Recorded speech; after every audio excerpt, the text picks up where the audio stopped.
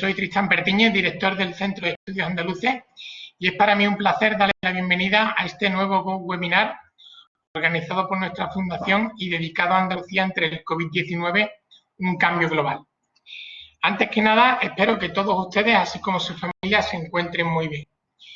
La Fundación Centra es una fundación pública adscrita a la Consejería de Presidencia y Administración Pública Interior de la Junta de Andalucía y es una entidad de carácter científico y cultural sin ánimo de lucro que tiene como objetivo fundacional el fomento de la investigación científica y la generación de conocimientos sobre la realidad social, económica y cultural.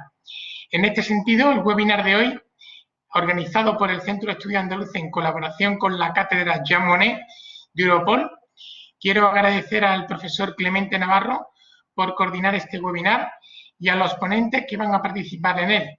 Los profesores Ángel Zapata, de la Universidad Pablo Olavide de Sevilla, doña Marta Domínguez, de la Universidad Complutense de Madrid, y Agustí Fernández de Losada, de la Universidad Ramon Llull de Barcelona. Buenas tardes a todos. Hasta la fecha se han realizado 6 secciones analizando los siguientes temas: los retos de la Unión Europea, la crisis sanitaria y el impacto en residencias de ancianos y otros servicios de atención de larga distancia, el ruido y la desinformación, los cambios en el sistema educativo, la conciliación laboral y familiar y la gestión de las emociones. En esta ocasión nos centramos en la ciudad, que tanto por su extensión como por la incidencia en los procesos y cambios socioeconómicos más amplios, es un espacio crucial para entender las causas y efectos de la pandemia COVID-19 que estamos todos sufriendo. A ello se une que al no ser un fenómeno urbano homogéneo de incidencia de la pandemia y de las posibles actuaciones, requerirán estrategias diferentes. Con este webinar, por tanto, las ciudades antes, durante y después del COVID-19 se pretende dar respuestas a las incertidumbres que en el plano social, económico y político de nuestras ciudades ha traído consigo la crisis sanitaria provocada por esta pandemia. El profesor Clemente Navarro Yáñez es catedrático de Sociología de la Universidad Pablo Olavide, titular de la Cátedra Jean Monnet de Políticas Urbanas en la Unión Europea, Europol, y responsable del Observatorio de Gobierno Local de Andalucía en colaboración con el Centro de Estudios Andaluces. Moderará este webinar en el que contaremos con su participación y la de 3 especialistas en 3 campos esenciales: la salud, la sociología y las políticas urbanas, quienes reflexionarán sobre estas cuestiones desde una perspectiva multidisciplinar, atendiendo al carácter multidimensional de la realidad urbana. A continuación, le paso la palabra al profesor Clemente Navarro para que también nos dé su bienvenida. Por favor, profesor. Bueno, buenas tardes. Creo que ya me veis, ¿no?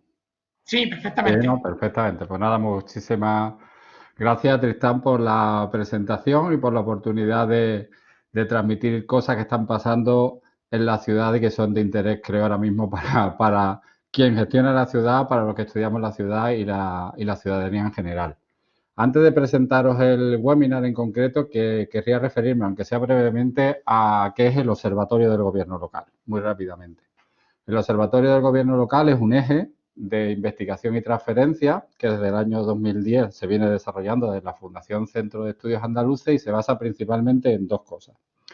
Por un lado, impulsar y articular la investigación que se hace en Andalucía y fuera de Andalucía sobre gobierno y políticas locales, y para ello el instrumento fundamental es la convocatoria de proyectos que hace la propia Fundación de Centros de Estudios Andaluces, y desde el observatorio nos encargamos de detectar qué proyectos afectan a la realidad local y tratamos de poner en contacto, articular a los investigadores, y un ejemplo de ello es que normalmente al finalizar las convocatorias de proyectos, cuando acaban los proyectos, tratamos de hacer un seminario donde los proyectos que han trabajado asuntos sobre el ámbito local compartan el conocimiento que han alcanzado y se lo exponga a agentes sociales y a la ciudadanía.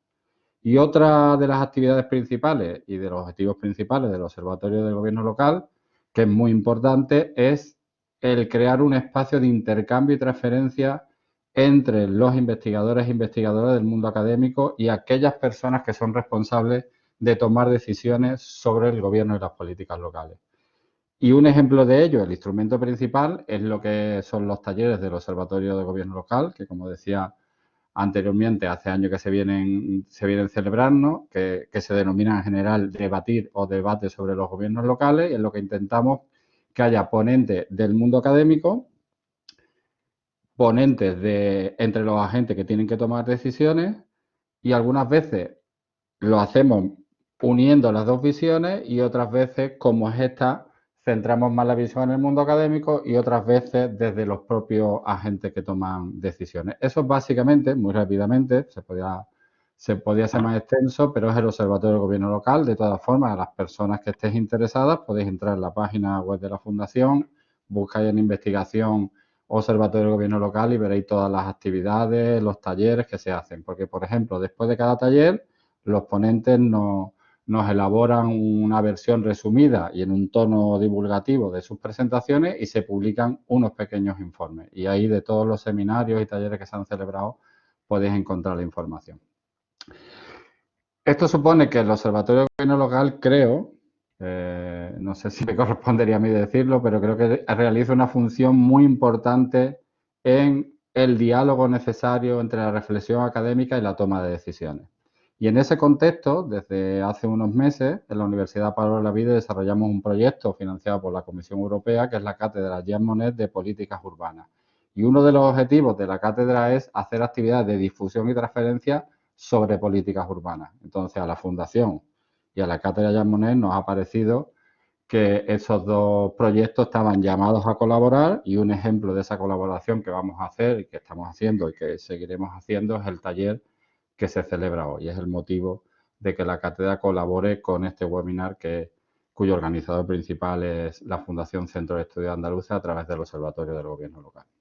Después de tratar de contextualizar dónde se sitúa este webinar, pues voy a contaros muy brevemente de qué va el webinar. Mirad, en el último informe sobre el estado de las ciudades en la Unión Europea, la Comisión Europea identifica una cuestión que quizá haya sido de conocimiento por parte de los académicos, pero que está tomando mucha relevancia, es el fenómeno que llaman de la paradoja urbana.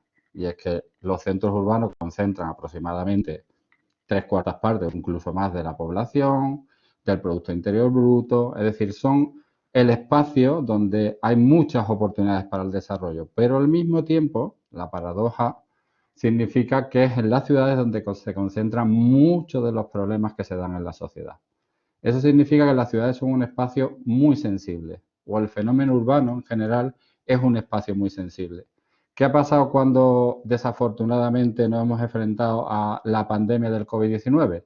Que la incidencia y los efectos que está teniendo esta pandemia en las ciudades están mostrando ese carácter que tienen los espacios urbanos. Y es por eso que desde la Fundación y el Observatorio hemos querido dedicar un webinar a examinar esa especificidad que tiene el fenómeno urbano. ¿Cómo hemos querido hacerlo? Pues planteándonos básicamente 3 preguntas. Y es, ¿qué especificidad tenía el espacio urbano, que ya sabíamos antes, que hace que la incidencia del fenómeno sea especialmente más fuerte o diversa en las ciudades que en otras áreas? Y eso es la parte dentro del seminario que hemos llamado antes de la pandemia. Para ello hemos contado con un especialista en salud pública, porque además la salud pública, como un elemento, un indicador básico de calidad de vida, en ella se refleja muchas de las cosas que se hacen en otras políticas urbanas y muchos de los problemas a los que nos enfrentamos como consecuencia de la pandemia. Pero claro, no solo nos interesa la visión del antes, sino qué ha pasado durante la pandemia y qué preveemos que pueda pasar desde la perspectiva de las personas que habitan esos espacios, esos entornos. Y por eso hemos buscado la mirada de Marta, profesora de la Universidad Complutense, para que nos hable desde la mirada sociológica cuáles son los efectos socioeconómicos en la vida cotidiana de las personas que viven en las ciudades. Y claro, finalmente queríamos hacer una reflexión de cuál será el futuro, cuál será el después de las ciudades desde la perspectiva de la gestión, de qué políticas deben desarrollarse para atender a esa especificidad que tiene el fenómeno urbano y a esos problemas específicos que se han manifestado en el espacio urbano. Bueno, yo creo que con esto es más o menos situado el contenido y la intención del webinar, Y por mi parte, toca daros las gracias a todas las personas que estáis ahora mismo asistiendo a este seminario y dar la palabra al primer ponente, a Ramón Zapata. Y Vale, con ello pues comenzamos. si te parece, gracias Clemente. Nuestro primer ponente, Ángel Zapata Moya, es especialista en el estudio de la reproducción de las desigualdades sociales en salud, así como en el análisis de influencias contextuales y el impacto de políticas urbanas sobre la calidad de vida relacionadas con la salud. En esta línea está desarrollando investigaciones sobre la evolución del conocimiento preventivo y la importancia de los factores que impulsan la persistencia en las desigualdades de la salud a través del uso de tecnología e innovación preventivas. Adelante, Ángel, cuando quieras. Gracias. Muchas gracias, Tristán, Clemente, por la invitación de poder compartir con vosotros y con todos los asistentes estas reflexiones que voy a comenzar. Voy a compartir mi pantalla para hacer la presentación.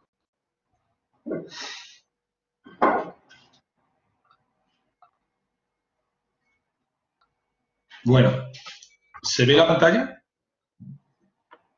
Sí, perfectamente. Vale, muchísimas gracias.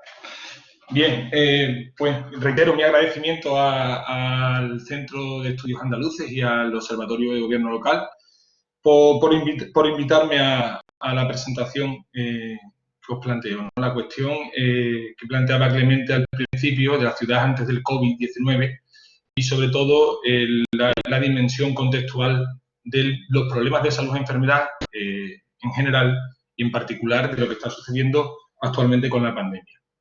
Bien, desde un punto de vista del desarrollo de la disciplina de la salud pública y la epidemiología, podríamos decir, sin temor a que su desarrollo ha estado ligado a lo que ha sucedido en la ciudad desde hace ya muchísimo tiempo.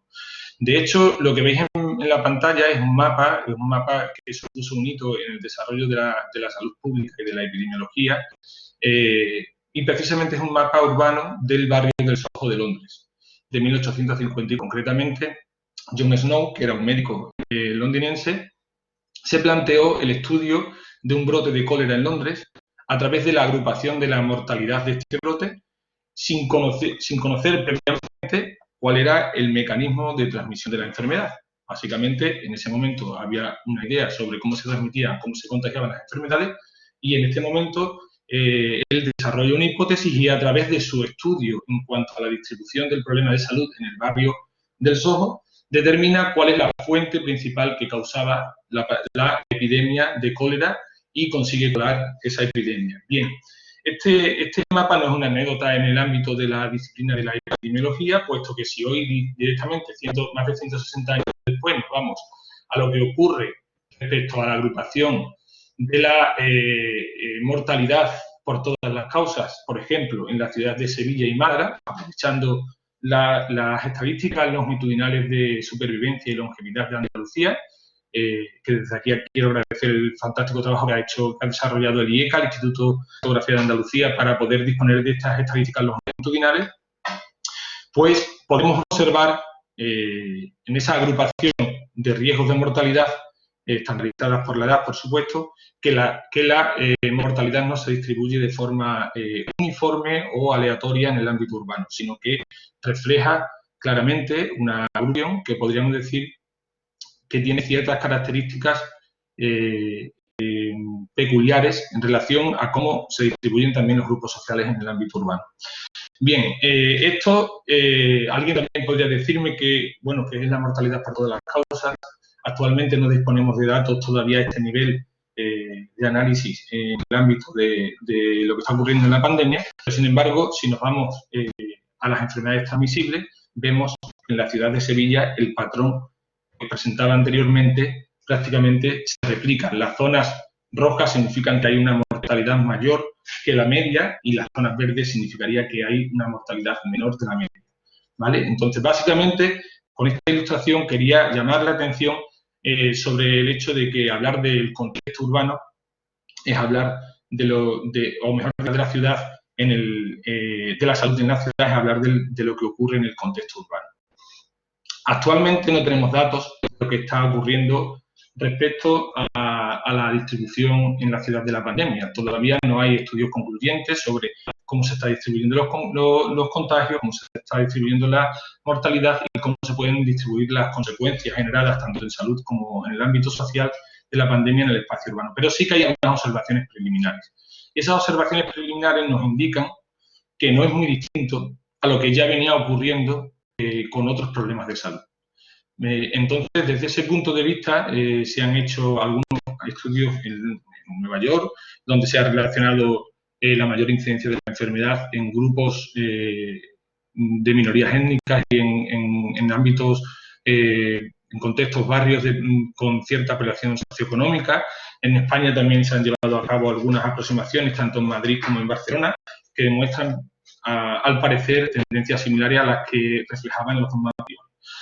Y obviamente esto nos plantea, el plantearse la dimensión contextual de la salud en el ámbito urbano, nos plantea la cuestión, un debate esencial en el ámbito de la epidemiología que básicamente gira en torno a la pregunta de cómo miramos la salud. Cómo miramos la salud en relación a la búsqueda de las causas de lo que serían los problemas de salud y su distribución en el territorio. Bien, desde los años 50 en adelante, con la prevalencia de las enfermedades crónicas, la visión que se ha desarrollado a nivel epidemiológico ha sido una visión fundamentalmente centrada en la búsqueda de las múltiples causas que se asocian a determinadas enfermedades, los conocidos como factores de riesgo, ¿no?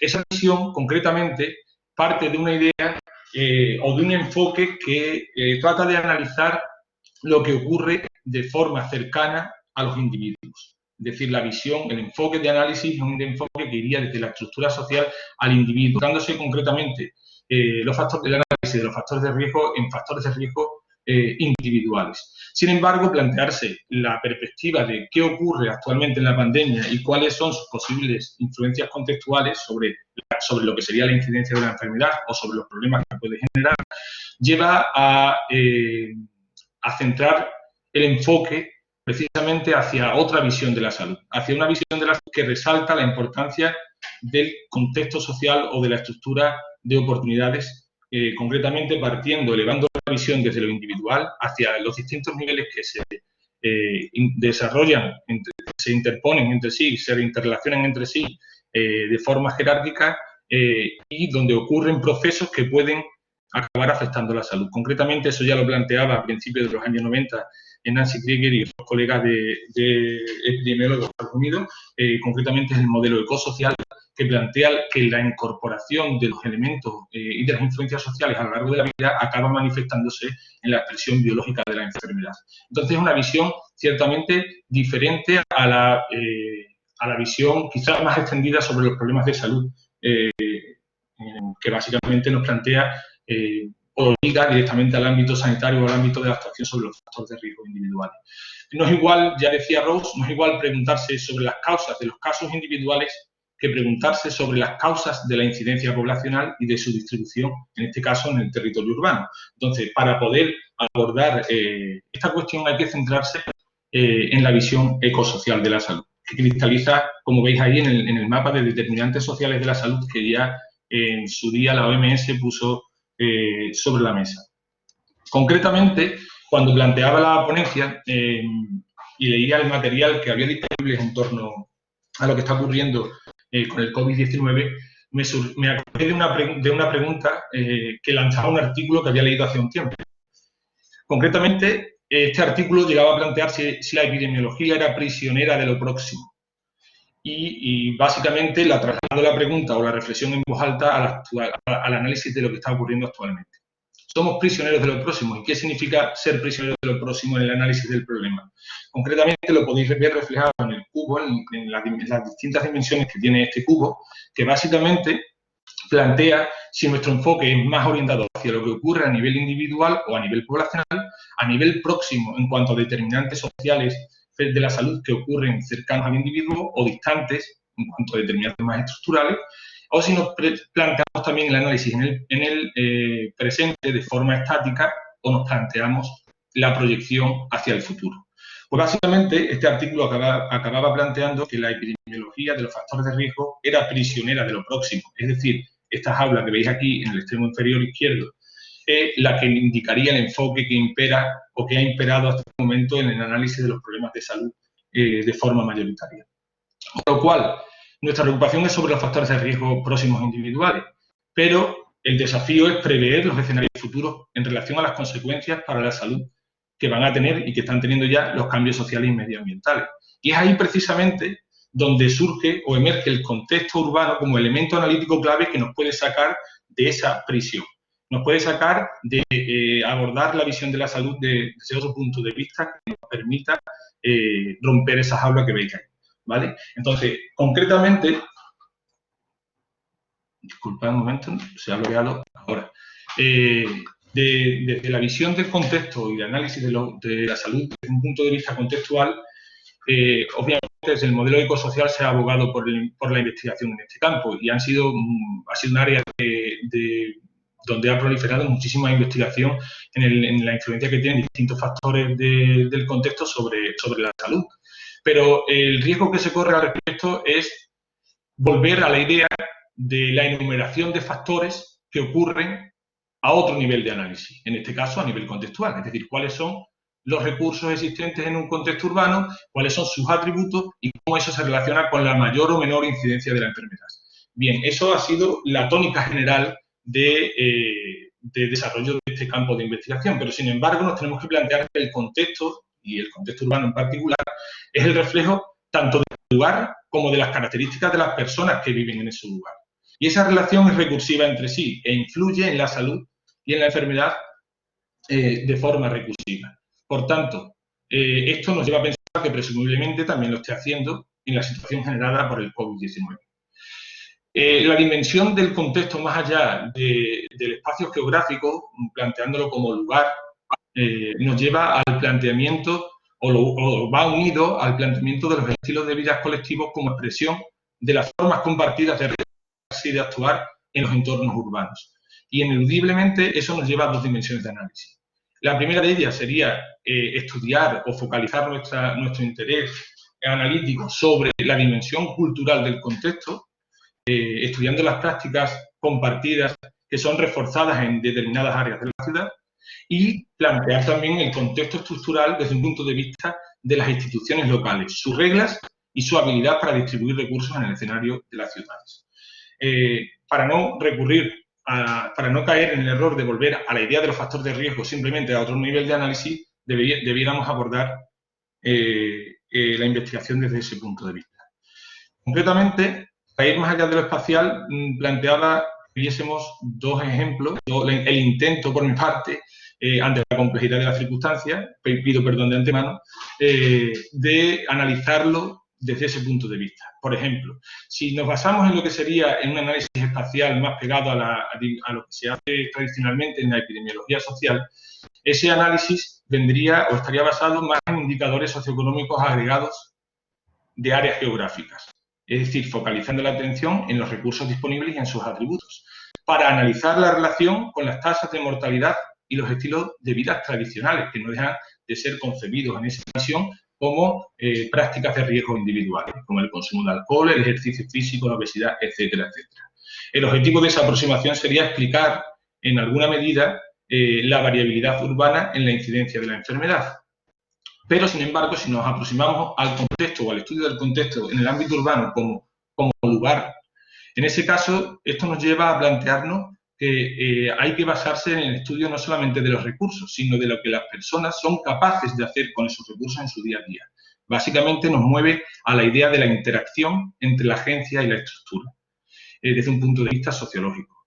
¿Para qué? Para analizar la reproducción de prácticas sociales que están relacionadas con la salud, en su expresión colectiva, concretamente en el entorno urbano. El objetivo de esta visión básicamente sería desentrañar los mecanismos contextuales que pueden estar ligados a la persistencia de las inequidades de salud en la ciudad. Es decir, explicar, no solamente describir los mapas que hemos visto anteriormente, sino explicar en la lógica de lo que ya hizo John Snow en 1800, a finales del siglo XIX, en donde explicar cuál es el origen de la influencia contextual. En ese caso, si trasladamos estas dos visiones a lo que está ocurriendo actualmente, la primera visión espacial del análisis se quedaría en la enumeración de recursos y espacios que podrían permitir o no el distanciamiento social, por ejemplo, y el cumplimiento de la cuarentena y su relación con las tasas de contagio y mortalidad. Sin embargo, esa numeración de factores que podrían estar detrás de ese cumplimiento del distanciamiento social en los espacios urbanos simplemente sería una mera enumeración. Nos diría muy poco sobre cómo esas circunstancias pueden relacionarse con la enfermedad y sus consecuencias de forma más general, no solamente en el ámbito del COVID-19. Sin embargo, la otra visión, aproximarnos al contexto como lugar, nos llevaría al análisis de las relaciones sociales, las normas comunitarias y los recursos que utiliza la gente en su día a día en relación con la probabilidad, por ejemplo, de ser contagiado o no, y con las consecuencias de la pandemia. Es decir, con las consecuencias que esto puede tener a nivel de salud, a nivel socioeconómico y en otras áreas. En ese sentido, podríamos comprender mejor el cómo. Los problemas de salud derivados de la pandemia se distribuyen de manera diferente. Y sobre todo eso nos permitiría, en la medida en que seamos capaces de conocer los mecanismos contextuales que pueden influir en la situación de forma diferente, desarrollar intervenciones que dependan del contexto. Es decir, que no sean intervenciones generalistas de forma que no contemplen las diferencias en la vulnerabilidad contextual ante la coyuntura. En este sentido, antes de finalizar y de plantear algunos ejemplos que tengo para ilustrar con otros datos previos a los de la pandemia, por supuesto, me quería plantearos la idea de algunos retos ante la situación del COVID-19. El principal reto que, bajo mi punto de vista, surge es un reto relacionado con el enfoque que adoptamos. Es decir, ante esta situación tenemos la oportunidad para consolidar un enfoque ecosocial de la salud o tenemos el riesgo de volver a la epidemiología de los factores de riesgo, es decir, perder la visión ecosocial de la salud. Por supuesto, a nivel personal y a nivel académico, opto por la primera opción, por la consolidación del enfoque ecosocial. Y para ello, para comprender las causas de la incidencia poblacional y su distribución desigual en la ciudad, se requieren algunas cosas. Entre otras, voy a enumerar algunas de ellas que sitúen la discusión posteriormente. La primera de ellas sería el hecho de poder desarrollar una visión integral y social de la salud en las ciudades. Entre otras cosas, para poder hacer eso, aparte de voluntad, por supuesto, se requiere el hecho de disponer de sistemas de vigilancia epidemiológica que incluyan el análisis riguroso de los determinantes sociales de la salud en el ámbito urbano. En segundo lugar, debiéramos considerar el contexto como elemento analítico clave, sobre todo ante la planificación de intervenciones que pretenden mitigar las consecuencias sociales y en la salud de la pandemia, con el objetivo de que si no se contemplan estos elementos contextuales, lo que se puede estar produciendo es de forma diferencial retornos no equitativos en el ámbito del contexto urbano. El tercer punto clave sería el hecho de tener en cuenta la vulnerabilidad y otros procesos contextuales en la distribución de los beneficios de la innovación preventiva. Y llamo la atención sobre esto, porque como todos habréis podido ver en el ámbito de las noticias del día a día, todo el mundo está centrado, con razón, en la búsqueda de soluciones que consigan mitigar la pandemia y los contagios lo antes posible, incluso prevenirlos a partir de una vacuna. Bien, aun produciéndose esa situación, tenemos que tener en cuenta que el elemento de vulnerabilidad implícito en los distintos contextos urbanos puede condicionar el hecho de que se produzcan beneficios equitativos de esa innovación preventiva. Y ahora os mostraré un ejemplo con otros datos. Concretamente, tomar en serio también el análisis de la dimensión colectiva de los estilos de vida relacionados con la salud, mucho más allá de lo que sería el análisis de simples prácticas individuales, olvidándonos de la dimensión contextual y de su expresión colectiva. En quinto lugar, debiéramos analizar la dimensión institucional del contexto urbano o seguir analizándola en el ámbito de las políticas públicas, sobre todo en su habilidad para distribuir recursos y capacidades en el espacio urbano para poder estudiar a su vez la influencia que esto tiene sobre la salud de la población. Y por último, el hecho de potenciar y reorientar las intervenciones en salud pública en las ciudades es obviamente un reto o probablemente uno de los mayores retos al que nos enfrentamos.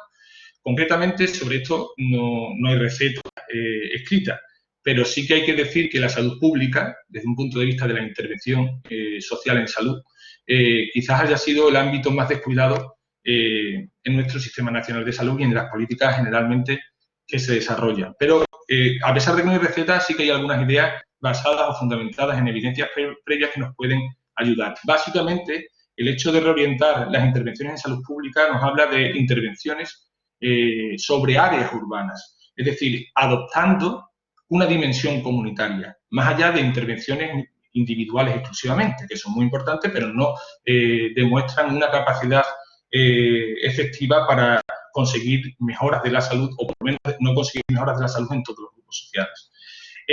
Además, habría que implementar un enfoque integral. El enfoque integral no es nuevo, por supuesto, ni surge a raíz de esta pandemia, ya estaba planteado anteriormente, concretamente con el enfoque de la salud en todas las políticas. ¿Qué significa esto de la salud en todas las políticas? Comprender que todas las políticas que puedan afectar a los determinantes sociales son en parte políticas de salud y no tener una dimensión sectorializada de lo que es la intervención en salud a nivel poblacional. Y por último, esas intervenciones o esa reorientación debiera ir en la línea de intervenir sobre mecanismos que reproducen inequidades en salud. ¿Por qué? Porque básicamente las inequidades en salud persisten independientemente de la pandemia, es decir, la pandemia no ha creado las desigualdades en salud, existían, pero probablemente a raíz de estas circunstancias esas inequidades en salud se vean amplificadas, no solamente por la incidencia del COVID-19, sino por las consecuencias socioeconómicas que puede tener esta circunstancia. Bien, yo creo que no sé si voy bien de tiempo, así que me corrijan los moderadores si no es así. Quizás me haya quedado un poco corto, pero tengo algunos ejemplos que me gustaría mostrar con el objetivo de que no se quede esto simplemente en una cuestión de una reflexión teórica, sino que también hay datos empíricos que soportan algunas de las cuestiones que os he comentado en cuanto a los retos a los que nos enfrentamos.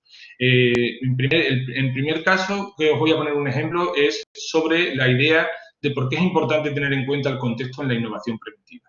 La innovación preventiva, como decía anteriormente, no se difunde de forma equitativa en el contexto urbano, ni en el contexto urbano ni a nivel de otras variables sociodemográficas que podamos considerar en su estudio. Pero concretamente el gráfico que veis aquí es el análisis de una innovación preventiva, es una innovación preventiva en el ámbito del sistema sanitario, concretamente, muchos de vosotros os sonará, es la prueba de sangre oculta en heces que se adopta a nivel poblacional sobre un grupo poblacional con el objetivo de prevenir el cáncer de colon. Por supuesto, esto no tiene nada que ver desde un punto de vista de salud con el coronavirus, pero que del coronavirus actualmente no tenemos datos para poder mostrar ejemplos. Entonces, ¿cuál es la idea que se refleja en esta diapositiva? Como podéis ver ahí, en esas dos líneas se refleja la clase media-baja y la clase media-alta. Las diferencias en la adopción de la innovación preventiva. Lo más interesante no es que existan diferencias según la clase social, que también. Lo más interesante es que esas diferencias dependen del contexto urbano y concretamente de algunas propiedades de ese contexto urbano. Concretamente, esto es un análisis que hicimos, que hice con una compañera del grupo de investigación para estudiar la segregación urbana en la adopción de la innovación preventiva. Y como podéis ver, son aquellas ciudades más segregadas las que producen mayores diferencias en la adopción de esa innovación preventiva. Imaginaros que si esto no lo consideramos ante la realidad de las posibles innovaciones en la prevención de la pandemia o de futuros rebrotes, pues podemos tener, obviamente, un problema en la medida en que los beneficios no serían equitativos para el conjunto de la población. Aquí tenéis otro ejemplo, en este caso, los estilos de vida colectivos. Precisamente es el mismo análisis que anteriormente, pero en lugar de ser una innovación preventiva, son prácticas saludables, son un indicador de prácticas saludables. Como veis, existen diferencias por nivel educativo, pero esas diferencias dependen de propiedades y de procesos que ocurren en el contexto urbano. Concretamente, este es el análisis de la vulnerabilidad socioeconómica del barrio y las diferencias por nivel de estudio en las prácticas saludables. Estas se amplifican a medida que aumenta la vulnerabilidad urbana, o la vulnerabilidad, socioeconómica. Otro ejemplo de los estilos de vida colectivos y en el escenario urbano sería también el estudio de la segregación urbana y las diferencias también en indicadores que tienen que ver con la idea de los estilos de vida colectivos relacionados con la salud, como podría ser la alimentación saludable. Aquí veis que también existen diferencias por clases sociales. Cada línea representa una clase social. La verde es, en este caso, la clase alta, porque lo que se está reflejando en el gráfico son las diferencias, no el grado en el que se adopta la alimentación saludable. Y esta idea vuelve a incidir, este gráfico, perdón, vuelve a incidir en la misma idea. A medida que va aumentando la segregación urbana, pues las diferencias aumentan. Con lo cual, esto nos está dando cuenta de los procesos, que los procesos contextuales afectan a la salud, han afectado a la salud previamente a la pandemia y van a seguir afectando a la salud después de la pandemia si no se adoptan medidas con el objetivo de que estas influencias se reduzcan de alguna forma. En la expresión cultural de los contextos urbanos, ya no tanto la dimensión socioeconómica. La expresión cultural aquí está analizada en las formas de escenas culturales, que es un trabajo que han venido desarrollando miembros del grupo de investigación del Centro de Sociología y Políticas Locales, entre ellos el profesor Clemente Navarro, y aquí vemos claramente cómo incluso la expresión cultural, cuando es distinta, esa expresión cultural nos está dando cuenta de distintos procesos sociales que ocurren en los barrios de las ciudades. Pues aún así, basándonos en esa variable de la expresión cultural, en aquellos lugares donde se dan expresiones culturales más innovadoras, se reducen en este caso las diferencias en las prácticas saludables entre estatus socioeconómicos. Ángel, perdona que te interrumpa, pero debemos ir ya. Vale, perfecto. ¿Vale? Ya simplemente finalizo con esta diapositiva para no dejarme atrás otro elemento de los que hablaba y que tenían su importancia, que era la dimensión institucional del contexto urbano, concretamente el análisis de las políticas públicas. Aquí se ve una tendencia, es un análisis cuasi experimental que se desarrolló en un proyecto de investigación que se llamaba Regeneración Urbana y Cohesión Social en Andalucía, y concretamente evalúa la influencia de las políticas basadas en áreas sobre la mortalidad prevenible. Y como podéis ver, lo hace en distintas áreas, en función de su grado de intervención. La primera veis en una línea más negrita es donde se producían mayor grado de intervención. Bien, básicamente lo que se ve en el gráfico es que se reduce a lo largo del tiempo después de la intervención las diferencias en la mortalidad prevenible en esas áreas que eran concretamente probablemente las que mayor riesgos de mortalidad tenían en Andalucía. ¿Vale? Si de todas formas, como para no consumir más tiempo, después tenéis alguna pregunta, yo estaré encantado de volver aquí y seguir discutiendo sobre la cuestión. Muchísimas gracias. Muy bien, pues muchísimas gracias, Ángel, por tu intervención. A continuación, sin más demora, pasamos la palabra a Marta Domínguez Pérez, que es coordinadora del Comité de Sociología Urbana de la Federación Española de Sociología y profesora de la Universidad Complutense de Madrid. Para la Comunidad de Madrid dirige sendos proyectos sobre vulnerabilidad, participación y ciudadanía y sobre influencia de los cambios en los regímenes de producción y acceso a la vivienda sobre la reestructuración social en las grandes ciudades españolas. Ha colaborado como asesora en varios planos estratégicos de diferentes ciudades. Actualmente es directora de la revista de la Universidad Complutense de Madrid 2017, Sociedad e Infancias, y promotora del nuevo Máster de Políticas Sociales de Infancia y miembro del Grupo de Sociología de la Infancia y de la Adolescencia. Su ponencia versará sobre las ciudades durante el COVID, una mirada sociológica. Profesora, por favor, cuando quieras. Gracias. Sí.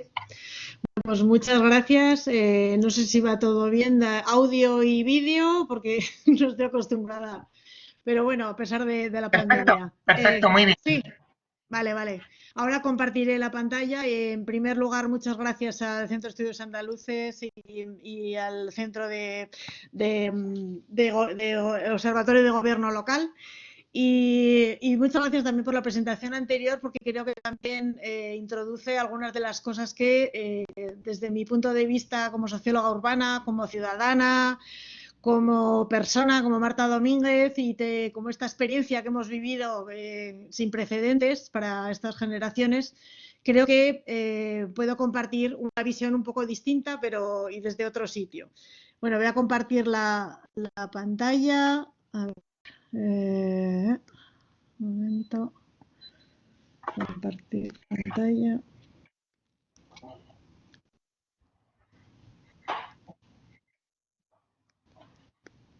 ¿Ahora se ve? Sí, muy bien. Sí, vale. Bueno, pues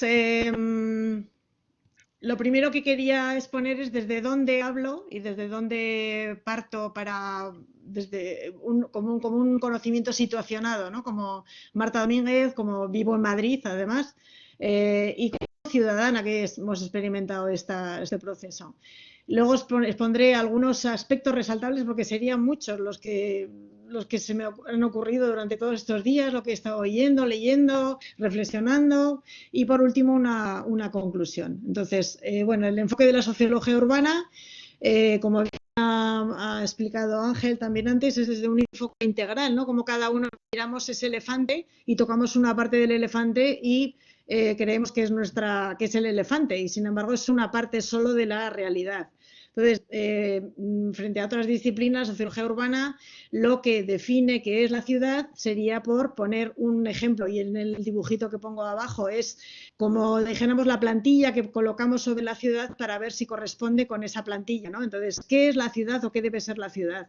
Sería aquel espacio urbano que desarrolla y que permite el desarrollo de la autonomía y la calidad de vida para todos los ciudadanos, en un ámbito relacional, que es con gente, con personas, y medioambiental, que tiene en consideración el medio ambiente. Entonces, partiendo de esta definición, que sería esa rejilla que colocamos sobre la ciudad, ¿cómo se aborda esta ciudad del coronavirus? Entonces, me voy a centrar en tres aspectos principales, que sería el de las desigualdades, que ya Ángel ha introducido algunas de las cosas que tenía también, que coincidimos, la parte de comunidad y solidaridad y ese acercamiento al otro como una necesidad del ser ciudadano como relacional, y luego, por último, aquello que tiene que ver con la movilidad alternativa y el teletrabajo. Entonces, aspectos que nos hemos cuestionado y que vemos ahora mismo como otro mundo es posible, ¿no? O sea, que parecía que no era posible, y sin embargo estamos viendo y planteándonos que hay otros mundos posibles.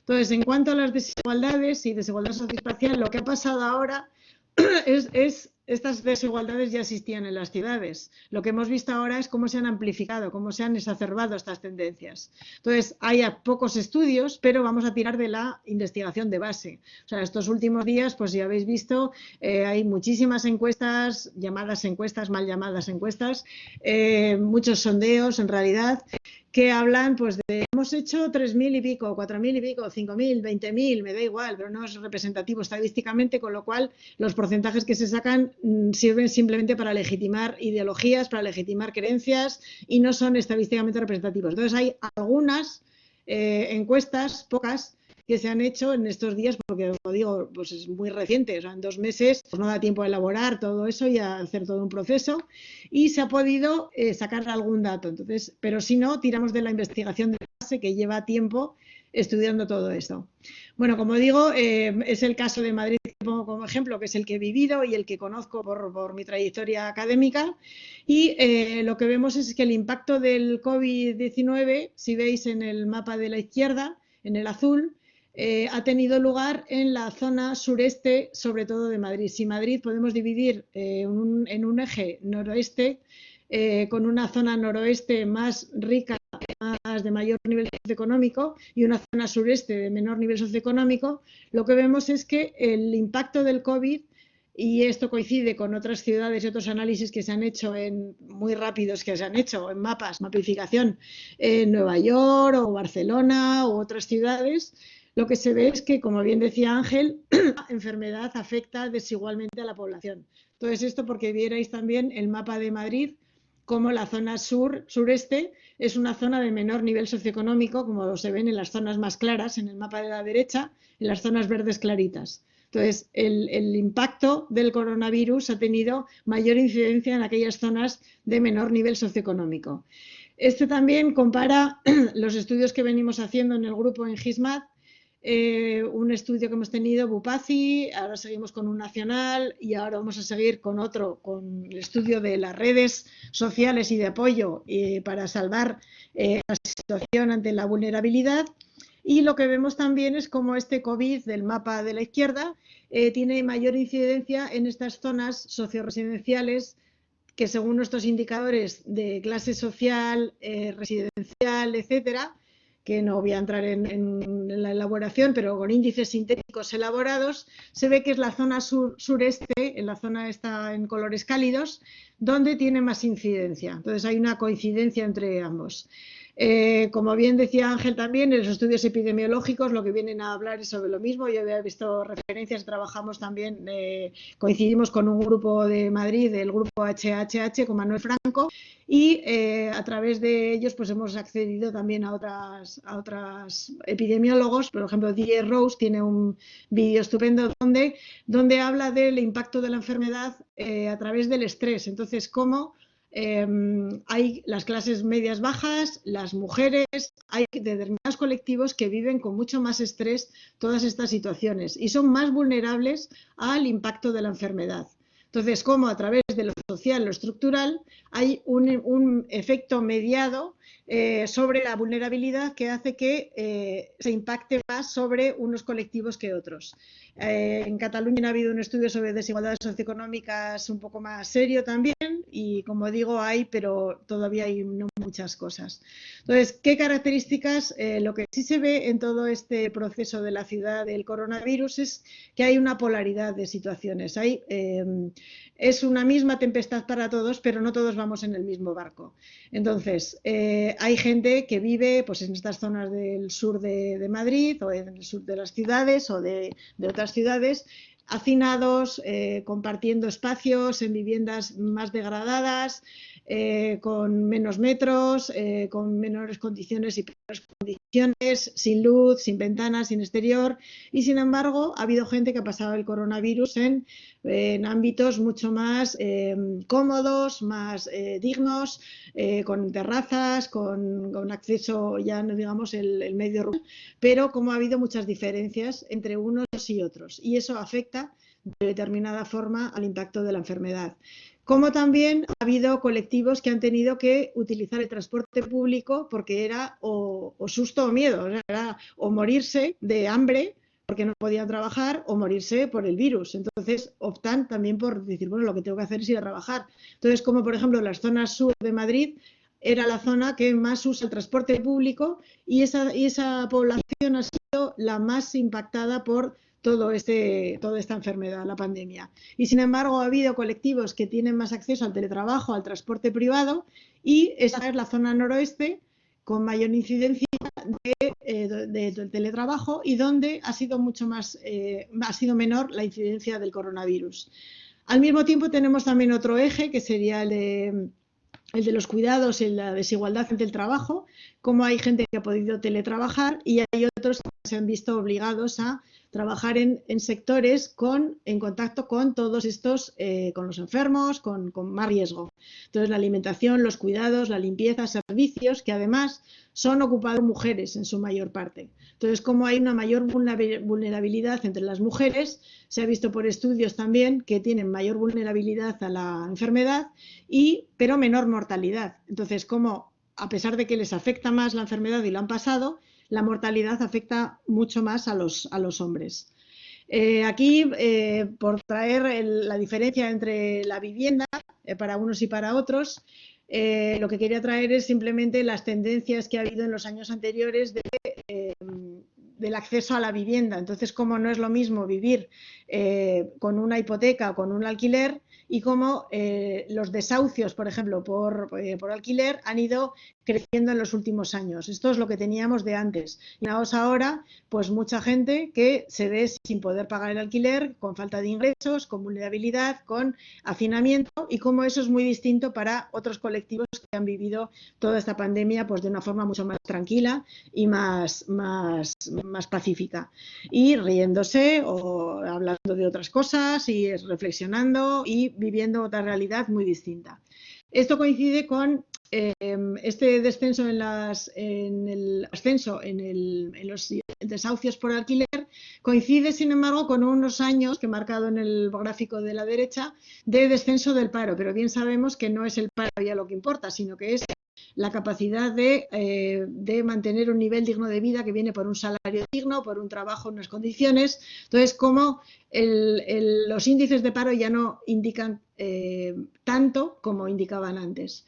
Aquí lo que vemos es como el índice de pobreza se ha ido elevando en este último periodo tras la crisis anterior del 2008-2009 y cómo los suicidios, por ejemplo, crecían tras esa crisis del 2009. Entonces, no quiere hablarse de una correlación directa, ni mucho menos, con desahucios, pobreza y suicidios, pero sí que hay ciertos indicadores que apuntan a que podemos asistir a un repunte o a una situación crítica tras esta pandemia.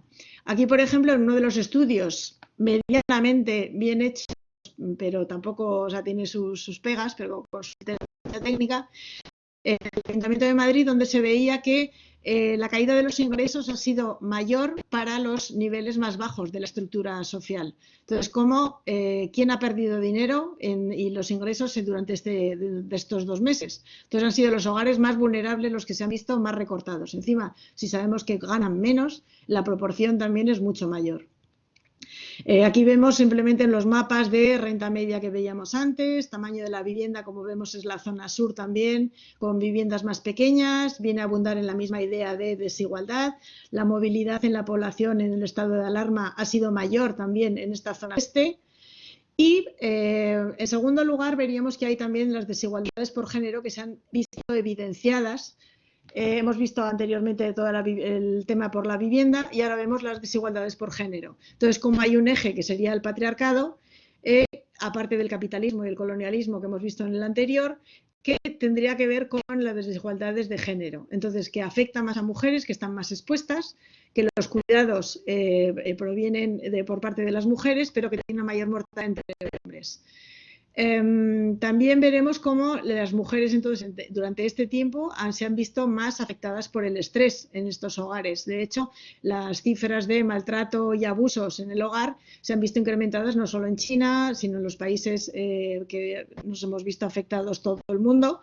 Entonces se va viendo que son cifras que se van incrementando. Con lo cual, lo que vemos en primer lugar es que la desigualdad por distintas razones es uno de los indicadores que viene a explicar la distinta afección, impacto del coronavirus.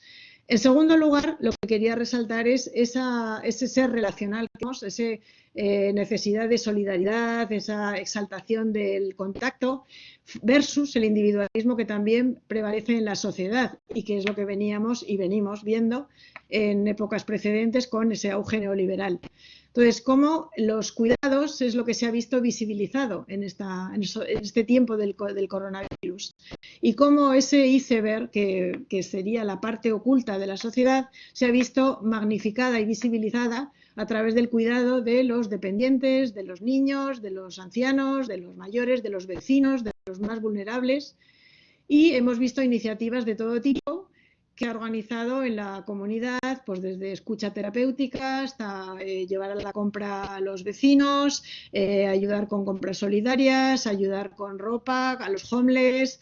Cómo ha habido un volcado con iniciativas. Hay una web que están organizando todas las iniciativas a nivel mundial y de momento no sé si ha sido porque has nacido en el ámbito español, pero las de Sudamérica y España son las más numerosas, pero me imagino que habrá que esperar a ver.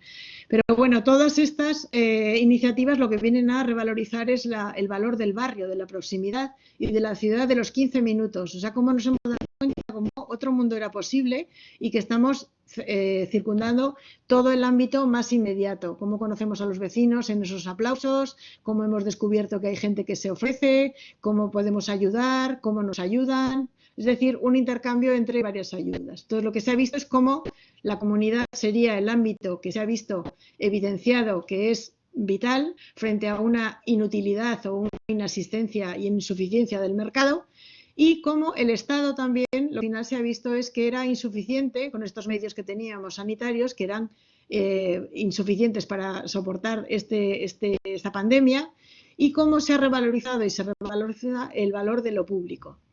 En síntesis, bueno, según un estudio que llevamos haciendo en el grupo durante varios Bupaci, Conviv y Comures, que seguimos ahora, lo que vemos es cómo las estrategias de la población para salvar la dificultad, la vulnerabilidad, se organizan en torno al barrio, se organizan en torno a los cuidados y las redes locales de apoyo. Entonces, son las estrategias que se organizan en las que las mujeres tienen un papel muy relevante. Entonces, toda la cuestión de género. Y cómo el valor de lo público se ha puesto en valor y viene algo a quedarse. En tercer lugar, quería destacar la movilidad y el teletrabajo que se han puesto en evidencia también, que de repente hemos visto ciudades con calles vacías, el teletrabajo para algunos sectores de la población, cómo no era lo mismo para unos que para otros tenían que salir de casa a trabajar y otros han dejado de salir más tarde, con lo cual se han ido contaminando mucho más a prisa al principio. Y lo que vemos en este gráfico es la movilidad de la población en España al principio, en noviembre, el gráfico más alto, y cómo se ha visto disminuida la movilidad a través del análisis de los teléfonos móviles durante esta etapa del confinamiento. Hemos visto en Madrid, por ejemplo, era llamativo el cielo azul, que se veía la sierra sin contaminación, y cómo se ha visto también un uso mayoritario de bicicletas, la peatonalización de la calle, el valor de la calle, el valor de lo público, el valor del espacio público. El teletrabajo, sin embargo, como hemos dicho, afecta a unos sectores más que a otros. Y aquí lo que vemos es que a más nivel de renta, más distribución, más incidencia del teletrabajo. En un estudio que hemos hecho también sobre la Smart City y la vulnerabilidad, lo que vemos también es cómo esta zona sur, es el primer gráfico de la izquierda, es el nivel de estudios primarios, cómo se concentra en la zona sureste, y en el uso de Internet, la población sin Internet se concentra también en esta zona sureste. Entonces, cómo este teletrabajo, este acceso a las nuevas tecnologías, a la cultura y todas las cosas que hemos podido hacer, probablemente los que estemos ahora en esta charla, no estaban al acceso de cualquiera ni al acceso de la mayor parte de la población. Durante todo este tiempo, lo que se ha visto es una revalorización del espacio público en la ciudad, del barrio, de la ciudad de 15 minutos, como la proximidad nos ha atraído y nos ha arraigado en el territorio esta quietud, y cómo nos hemos planteado, por ejemplo, el reacondicionamiento de viviendas en algunos sectores, ¿no? También es el derecho a la vivienda para otros que no tenían vivienda donde quedarse. Entonces, todo se ha evidenciado los homeless, por ejemplo, ¿qué hacen mientras estamos en casa? Todo este reacondicionamiento de las viviendas, y ahora probablemente, pues como decía una compañera ayer, las viviendas exteriores con terraza más grandes, pues serán todavía más valorizadas en el mercado que otras.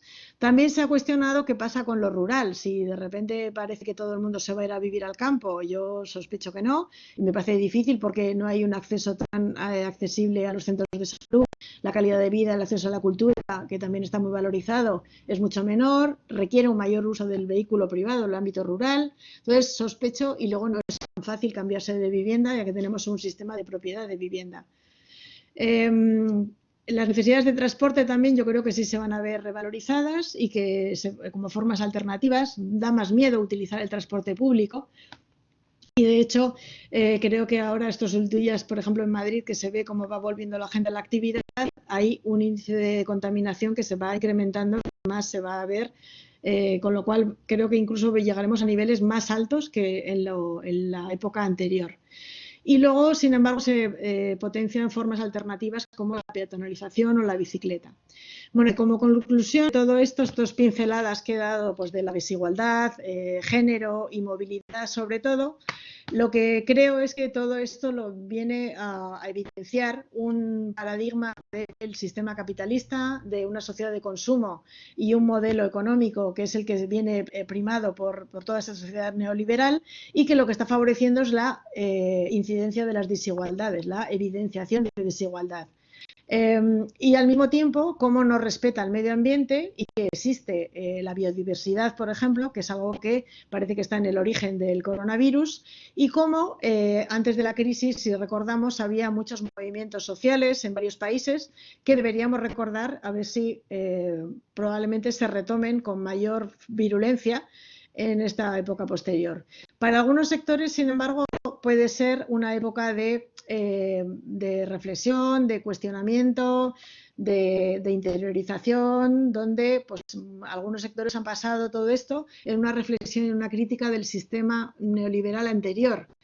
Pero para otros ha sido una etapa de evasión y evitación, pues viendo series, bebiendo, han incrementado los índices de alcohol, haciendo deporte, moviéndose frenéticamente, porque había gente que no hacía deporte antes y ha salido ahora, riéndose con toda esa evitación del dolor y del miedo, ¿no? tan impresionante de un virus que no sabemos de dónde viene, comprando cosas. O sea, como ha habido dos estilos de vida polarizados que hablan de ese neoliberalismo retroalimentado o bien de una crítica hacia todo ese sistema. También han surgido iniciativas como la Internacional Progresista que cuestiona todo este sistema neoliberal, pero yo creo que todo esto parte y va en la línea de necesitar un cambio de sistema de valores y de educación, que me imagino que va a ser difícil y que requiere de muchos cambios. Entonces, en resumen, la desigualdad sería lo que se ha evidenciado y hay una prevista intensa conflictividad social con dos modelos en tensión, un cuestionamiento de la movilidad y en favor del teletrabajo, que puede ser utilizado para muchas cosas, pero también tiene sus limitaciones, y la evidenciación, y yo creo que ahí ese es el optimismo más que tengo más arraigado ahora, en cuanto a los valores de la comunidad y de lo público, que creo que son algo que se ha puesto en evidencia y que viene a revalorizarse, igual que el del cuestionamiento para ciertos sectores más radicalmente de la sociedad de consumo. Al mismo tiempo, también ha habido una reafirmación de esos valores en estos extremos, con lo cual creo que asistiremos a una tensión social en estos próximos meses bastante elevada. Y como los tres ejes de capitalismo, colonialismo y patriarcado serían lo que, como dice Boaventura, serían lo que se ha puesto en entredicho en esta crisis. Y para terminar, pues un chiste del roto que venía ayer, que me parecía, y es mi postura, que es: durante el confinamiento escuché extasiado la voz de Dios, pero cuando acabó volvió la publicidad. Entonces es como un sabor agridulce después de todo esto, con grandes esperanzas, pero viendo que probablemente la cotidianeidad volvamos a lo mismo. Y muchas gracias a todos. Sí. Pues muchísimas gracias, Marta, por tu intervención.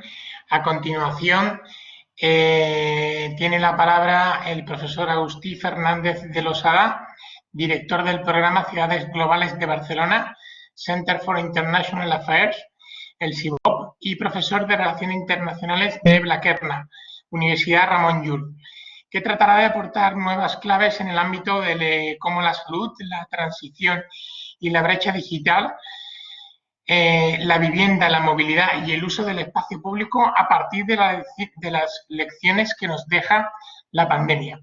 Consultor senior para diferentes organismos internacionales, gobiernos nacionales y locales, es también Urban Advisor del City Alliance, experto del programa Eurosocial Plus y vicepresidente de la Fundación Interact.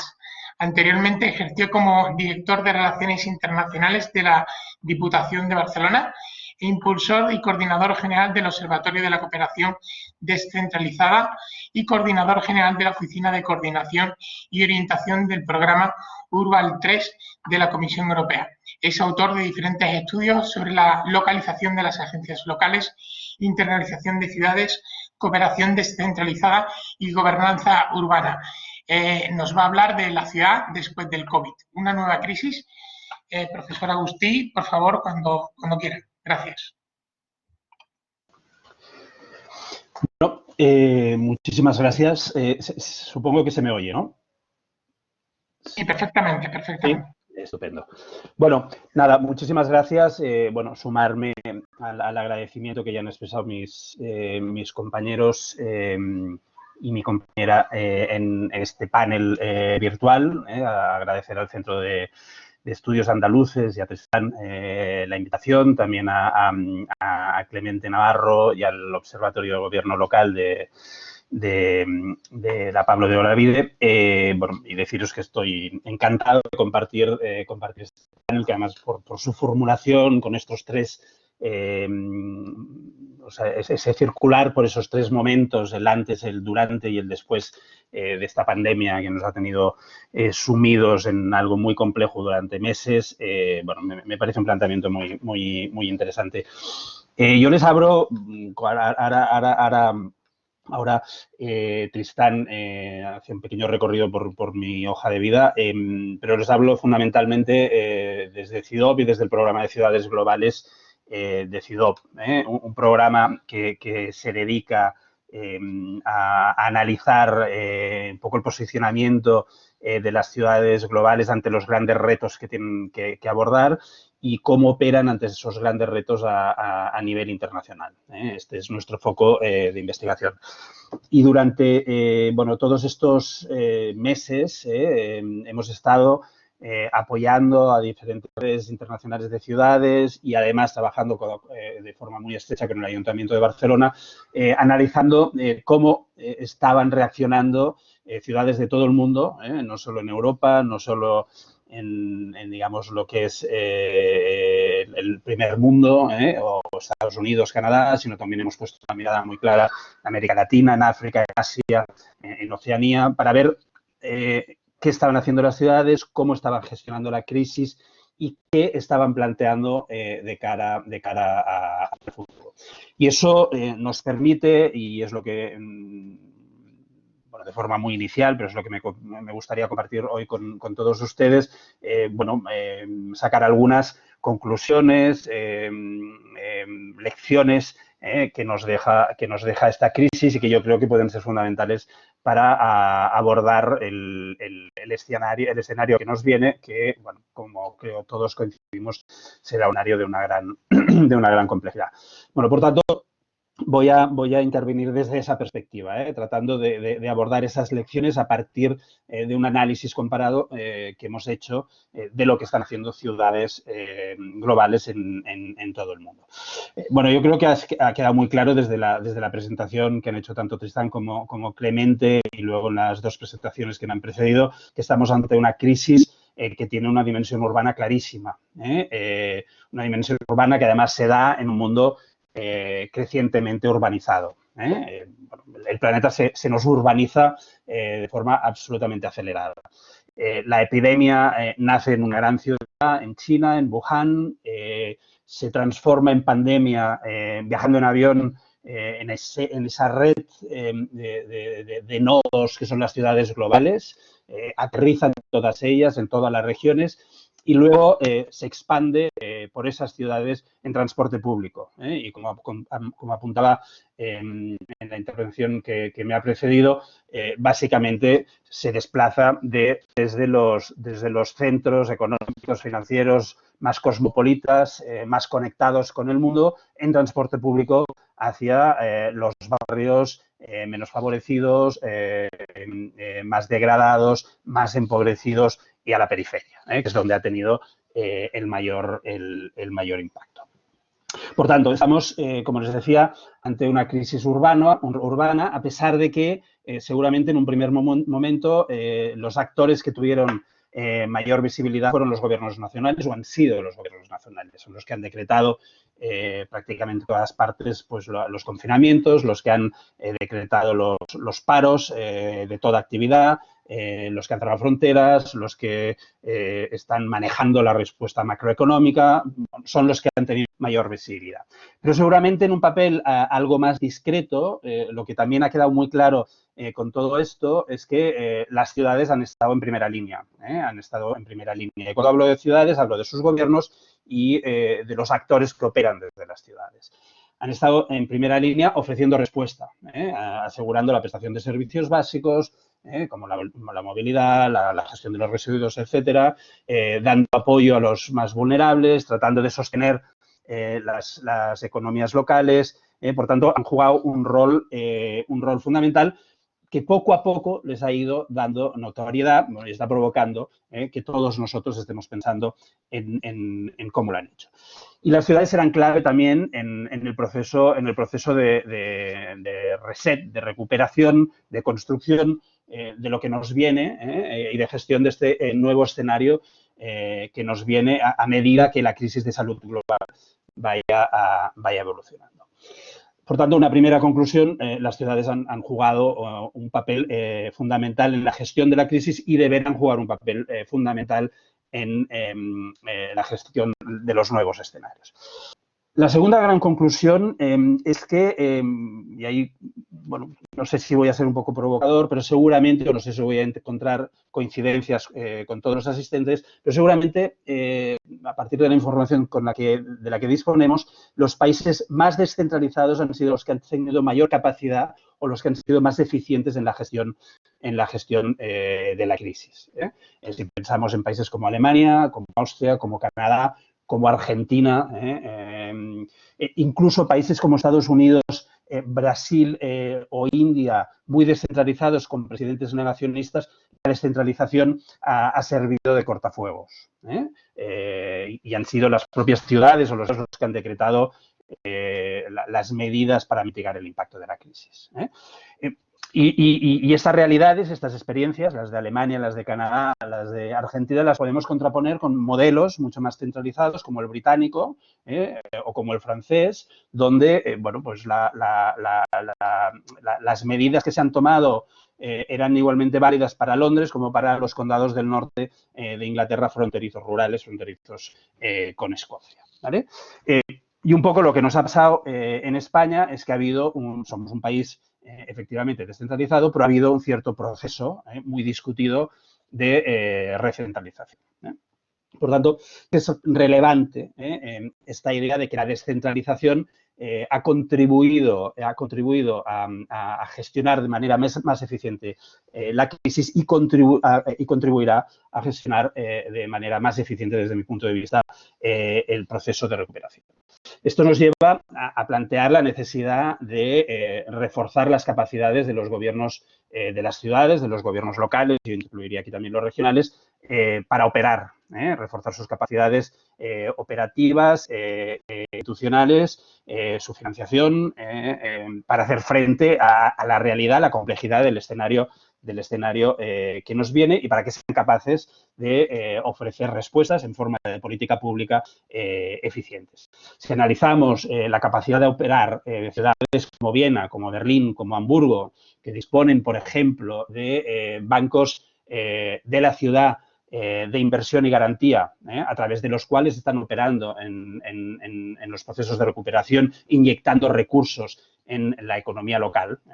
Ante esas capacidades o ciudades que tienen capacidad de intervenir en mercados tan sensibles para la ciudad como puede ser el de la vivienda, bueno, contraponemos esa realidad con las ciudades para todo tienen que pedir permiso a su gobierno nacional y que tienen recursos muy limitados, pues bueno, estamos ante escenarios muy diferentes y con capacidad de respuesta muy diferente. En España, la falta de financiación es clara. Estamos, seguramente Clemente esto lo sabe mucho mejor que yo, estamos en una capacidad, los gobiernos locales tienen una capacidad de participar en el gasto público que no se ha movido prácticamente desde los años 70, desde el final de los 70, desde la recuperación de la democracia.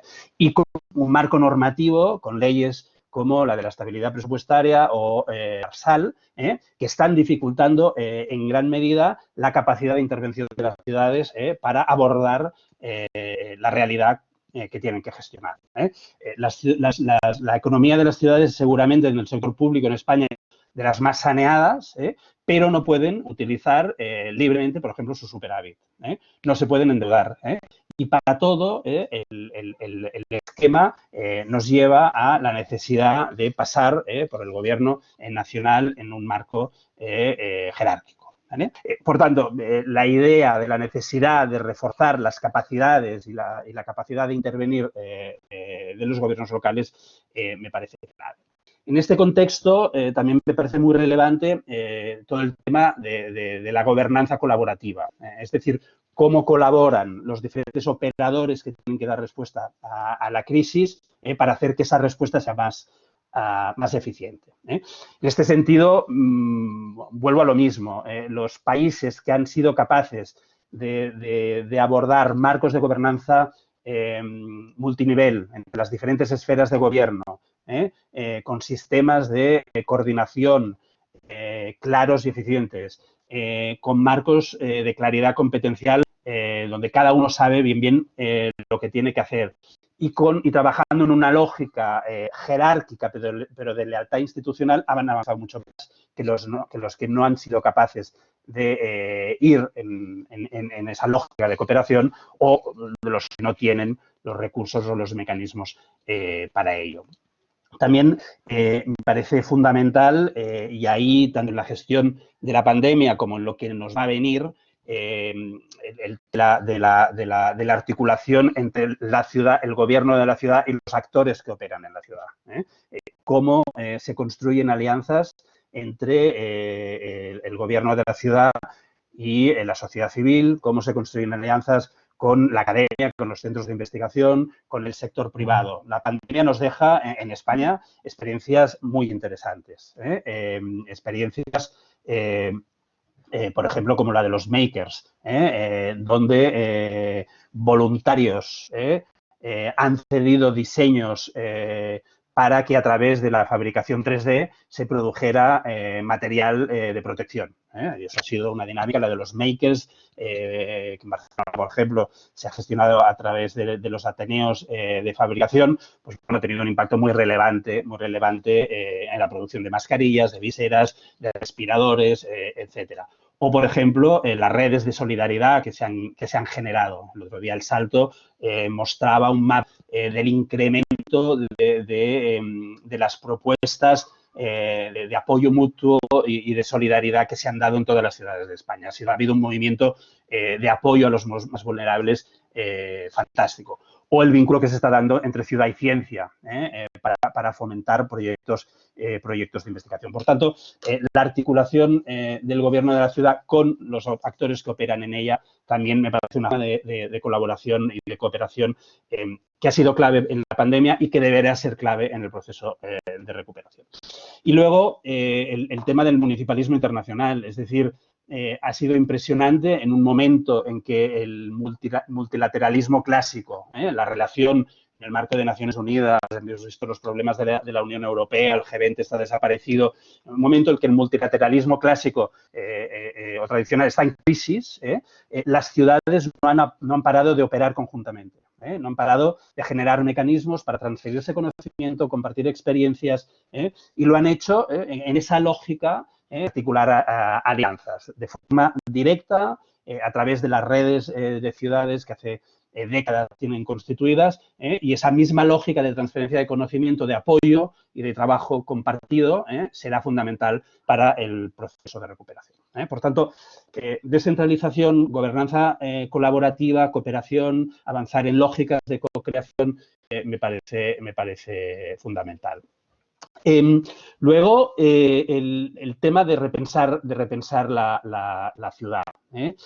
Bueno, yo creo que se ha dicho ya en las dos intervenciones precedentes, pero me parece otra de las oportunidades que va a tener mucho que ver con las lecciones que hemos aprendido. Estamos delante de la oportunidad. El COVID nos deja ante la oportunidad de poder repensar la ciudad desde una visión holística, integral, teniendo en cuenta los desafíos económicos, los desafíos sociales, de la emergencia social que ya tenemos instalada, de la transición ecológica, de la necesidad de reforzar los mecanismos de gobernanza, de ser capaces de gobernar en escenarios inciertos y de definir estrategias de resiliencia. La necesidad de distanciarnos socialmente nos obliga a una oportunidad de avanzar hacia ciudades diferentes, una ciudad más saludable, una ciudad, se ha mencionado varias veces el tema que impulsa Carlos Moreno desde París, la ciudad de los 15 minutos. En Barcelona hace tiempo que se trabaja con el tema de las superislas, todos los procesos de peatonalización, de fomento del transporte privado sostenible, por tanto la bicicleta, etcétera, en un contexto en el que no nos podemos permitir una vuelta y un incremento del transporte privado que utiliza combustibles. Por tanto, ahí en la movilidad tendremos un reto apasionante, digamos, para redefinir la ciudad, redefinir el espacio público, abordar el tema de la vivienda. Bueno, yo creo que Marta lo lo ha descrito muy bien, los que nos deja las desigualdades en la vivienda y las oportunidades que tiene, por ejemplo, que tienen las ciudades turísticas como puede ser Barcelona, con todo el parque de vivienda turística o Airbnb que tenemos ahora mismo disponible, vacío, que no está utilizando nadie. El nuevo escenario que nos viene será un escenario marcado claramente por la emergencia social. Ahí volvemos a las lecciones aprendidas. Ahora lo decía en el tema de la vivienda, las desigualdades se han incrementado y se van a incrementar si cabe todavía más. Por tanto, la definición de estrategias de mitigación de estas desigualdades, de abordar estas igualdades y de apoyo a los vulnerables serán claves, con elementos que han cobrado mucha visibilidad. El tema de la brecha digital me parece muy relevante, que tiene un impacto en la educación, que tiene un impacto en el empleo, que ha tenido un impacto en la salud, que no puede trabajar desde casa, se ha visto forzado a desplazarse para ir a trabajar, para no perder su empleo y se ha arriesgado más o ha estado más expuesto a contaminar, a infectarse.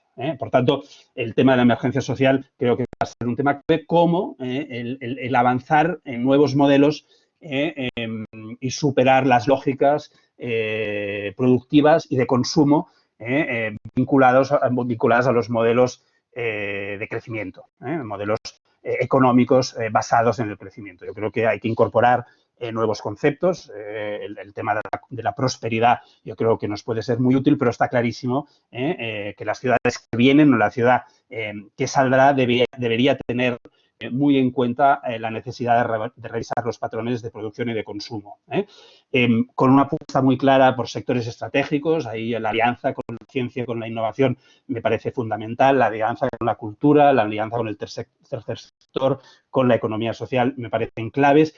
Y pondría también para el debate otro elemento que sería el retorno de la industria. Una industria diferente, una industria limpia, sostenible, pero la crisis nos muestra o nos indica la necesidad de repensar o de plantearnos la necesidad de un retorno de la industria a nuestras ciudades.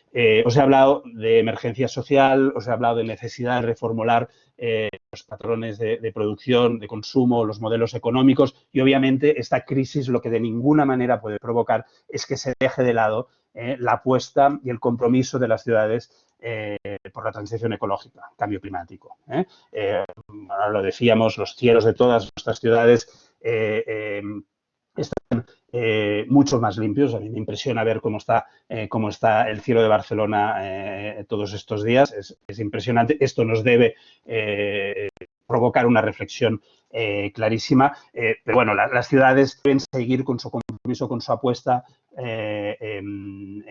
por el cambio climático, para luchar contra el cambio climático, con procesos de reducción y políticas de reducción drásticas de la contaminación, transiciones hacia modelos de emisión cero. Bueno, y ahí en Europa tenemos el Green Deal y me parece una apuesta muy relevante donde las ciudades tienen que jugar un papel fundamental.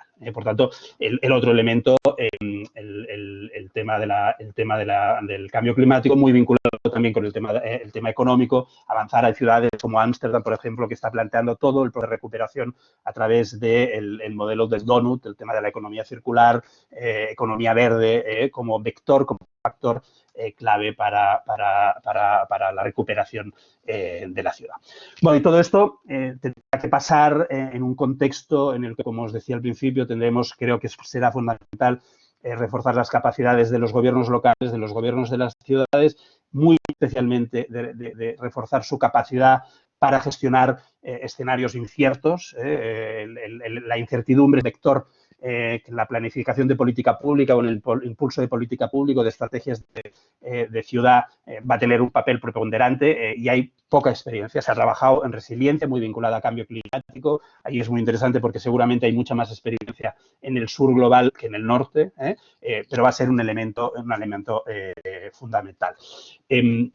Acabo, yo creo que la inversión pública será fundamental, por tanto, que en España seamos capaces desde las ciudades de liberar fondos, liberar ese superávit, de conseguir que las ciudades tengan capacidad para endeudarse y que se negocien sistemas para balancear en ejercicios sucesivos un primer esfuerzo presupuestario, pero la implicación desde lo local, desde la ciudad, me parece absolutamente clara. Y esto yo lo vincularía con la necesidad de reforzar la descentralización fiscal, marcos normativos que den autonomía fiscal y financiera a las ciudades. Ciudades de todo el mundo están impulsando procesos de recuperación, o sea, ya estamos saliendo de la crisis, pero ya hace mucho tiempo que muchas ciudades en todo el mundo están definiendo planes para avanzar en esa recuperación. Y desde mi punto de vista lo que será es que esa recuperación se haga teniendo en cuenta todas esas lecciones, todas esas oportunidades que nos brinda o que nos ha brindado esta crisis y seamos capaces de efectivamente repensar la ciudad y repensar en el fondo el mundo en el que vivimos, insisto, siendo capaces de tomar buena nota de todo lo que nos ha pasado. Bueno, creo que he agotado mi tiempo, me quedo aquí y nada, muchas gracias. Estaré encantado ahora de participar un poco en el debate que se pueda producir. Bueno. Sí, adelante, Clemente. Sí. Muchísimas gracias a los tres ponentes. Yo creo que es el momento de las preguntas. Vamos a abrir el chat para que quien lo desee formule la pregunta. Sí os pediríamos que indicaseis en vuestra pregunta a quién dirigir la pregunta de las tres personas que han expuesto. ¿Vale? Yo creo que han sido tres presentaciones que han destacado aspectos diferentes y bastante relevantes, aunque ha habido un tema que era común a las tres, ¿no? Que era el tema de la desigualdad de antes, cómo se ha visibilizado en la situación actual y cómo hay que tomar medidas respecto a eso. Pero yo, mientras que las personas, que los asistentes formulan alguna pregunta, yo quería lanzar alguna pregunta a los ponentes, ¿no? Porque en la primera exposición hemos visto que las desigualdades que existen dentro de las ciudades son claves para entender qué está sucediendo con la propensión del problema al que nos enfrentamos, pero habría algunas claves también para entender desde un punto de vista contextual las diferencias entre distintas ciudades. Las voy a formular las tres si no os molesta. Y si queréis, contestáis brevemente para dar paso a las preguntas que nos vayan llegando. La segunda sería el papel que ha destacado Marta sobre el protagonismo que va a cobrar la comunidad. Y la idea es que yo quería plantearle, ¿hay alguna relación entre los procesos de desigualdad en la ciudad y dónde se desarrolla o no se desarrollan estos procesos comunitarios? ¿Son más reactivos por parte de zonas de la ciudad o habitantes de la ciudad que están en situación de más dificultad o no guarda relación? Y respecto a la última contribución de Agustín, me pareció interesante todo lo que ha planteado, pero quizás sea por intereses más académicos míos, me llama mucho la atención la relación que ha hecho en los estudios que estáis realizando sobre la descentralización y el grado de eficiencia en la gestión de este problema. Si podría, aunque sea brevemente, detallar un poco cómo habéis analizado ese tema de la descentralización, en qué consiste y cómo se ve la eficiencia en la gestión de la pandemia. Espero, aunque haya hablado rápido, que se haya entendido y os doy la palabra para que podáis contestar. No sé quién quiere empezar, si por el mismo orden que habéis intervenido. Vale, yo no tengo ningún problema. Si queréis, la primera pregunta que hacía Clemente, porque creo que es la que iba dirigida a mí más completamente.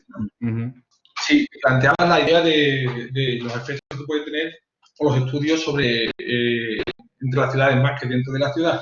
Bueno, al respecto, en el ámbito de la epidemiología social y de la sociología urbana en relación a la salud, el tema de los estudios entre las ciudades se ha abordado, creo, con bastante fuerza por parte de la epidemiología. De hecho, los aspectos más estructurales del contexto siempre se han estudiado más entre ciudades que dentro de la propia ciudad, como por ejemplo el ámbito o los procesos de segregación. Los procesos de segregación urbana básicamente requieren la comparabilidad entre las ciudades o entre áreas de distintas ciudades, como áreas metropolitanas, etcétera, etcétera.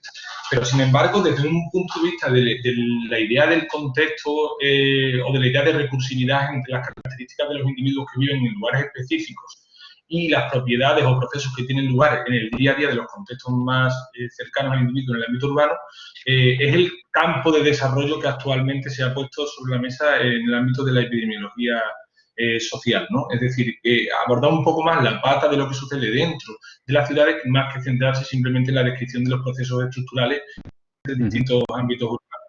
Es lo que te puedo contestar al respecto. Por supuesto, creo que es muy interesante hacer la relación entre cómo están abordando, cómo abordarán las distintas ciudades todo lo que va a venir ahora y qué incidencia tiene eso sobre la distribución de las consecuencias para la salud y a nivel social dentro de la ciudad también, ¿no? Un poco unir esos niveles de análisis, que eso quizás no sea tan extendido en la literatura actualmente. Ajá, muy bien. No sé, Marta, si te parece, aunque sea brevemente. Sí, ¿se ve y se oye? Sí. Sí, perfectamente. Pues Ya te lo que vemos. hacías la pregunta es si hay distintas zonas de la ciudad, ¿no?, que tienen más éxito en cuanto a las actividades más de ayuda, de cuidado, etcétera.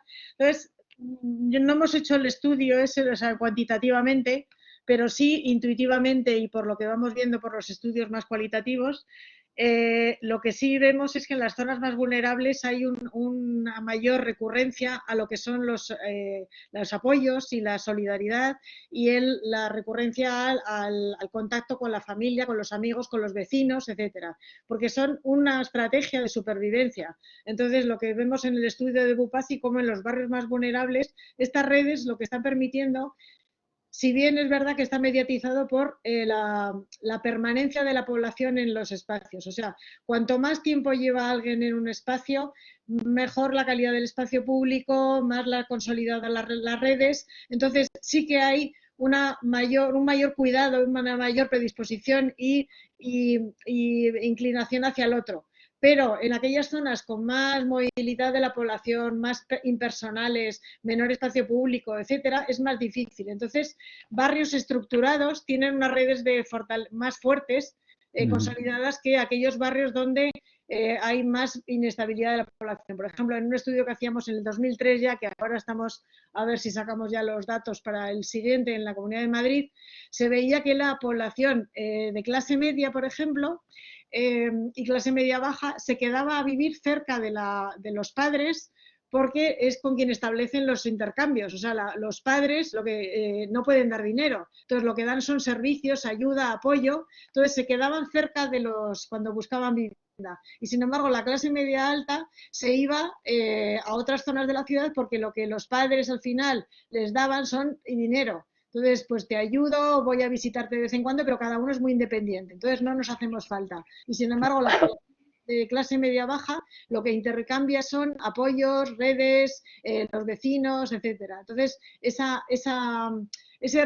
hervir de las redes, ¿no? Ahora en el COVID se ha visto cómo llega incluso a todos los barrios. O sea, cuando salimos a la ventana, saludas al de enfrente y a lo mejor no lo habías visto en la vida y se empiezan a hacer redes, ¿no? Pero es la permanencia lo que ayuda. Con lo cual, ciudades más permanentes y más consolidadas en el espacio dejan el arraigarse a la población y tener identidad y fortalecer esas redes. Eso sería. Muy bien, muchas gracias. Vale.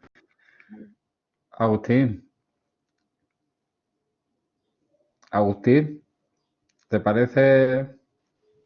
Sí, me parece muy bien la pregunta. Lo que pasa es que tenía el micrófono y el vídeo apagado. Perdón. Bueno, evidentemente, a ver, nosotros lo que estamos haciendo, como os decía, es analizando diferentes experiencias, tanto en lo que ha sido la gestión de la crisis, de la pandemia, como sobre todo muy orientadas a la gestión de lo que viene, del escenario que viene. Estamos a punto, estamos en plena edición de sacar una publicación en la que analizamos y comparamos, parece que son 13 ciudades de todo el mundo.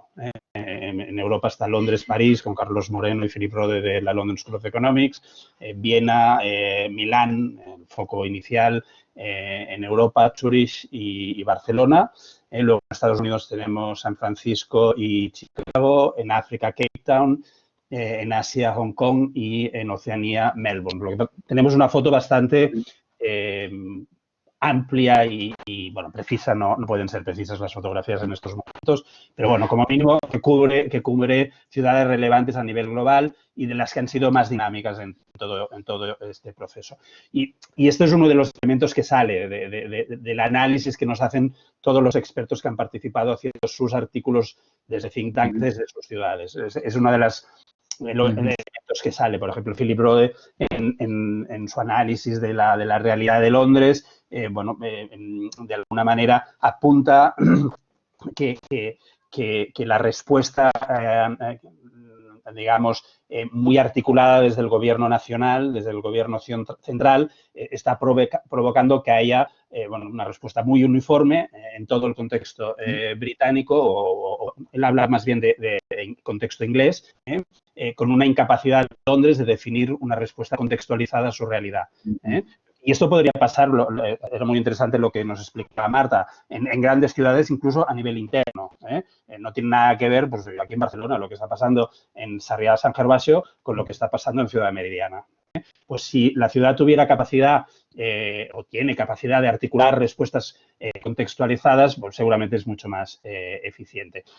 Yo encuentro muy interesante el caso de las ciudades norteamericanas o brasileñas, y muy sorprendentemente las argentinas, pero norteamericanas y brasileñas, donde en un contexto muy complejo, con presidentes negacionistas que dieron la espalda a la realidad, la descentralización ha sido un cortafuego, ha posibilitado esos cierres y esa protección de la población.